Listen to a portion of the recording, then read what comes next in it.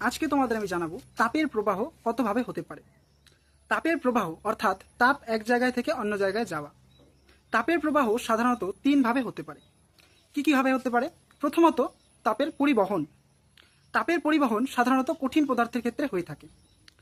তাপ যখন কঠিন পদার্থের মধ্য দিয়ে পরিবাহিত হয় তখন তাকে বলবো পরিবহন পদ্ধতি।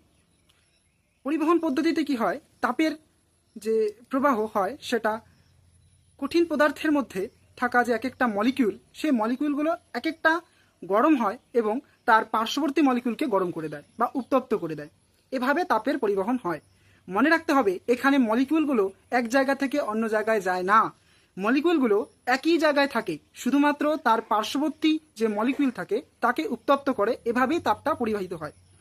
দ্বিতীয় পদ্ধতি পরিচলন। পরিচলন পদ্ধতি সাধারণত তরল এবং গ্যাসীয় পদার্থের ক্ষেত্রে হয়ে থাকে। পরিচলন পদ্ধতিতে এটা একটা বেস্ট এক্সাম্পল হলো, বাড়িতে তোমরা দেখেছো চা বানানো হয় অথবা গরম জল করা হয়। চা বানানো অথবা গরম জল করার সময় তোমরা দেখে থাকবে যে নিচের জলটা গরম হয়ে উপরের দিকে ওঠে এবং উপরের জলটা নিচের দিকে চলে যায়, যার জন্য বুদবুদ বুদবুদ ফোটে। তো তরল পদার্থ এবং গ্যাসীয় পদার্থের ক্ষেত্রে তাপ যখন এক জায়গা থেকে অন্য জায়গায় যায় তখন তাকে বলবো পরিচলন পদ্ধতি।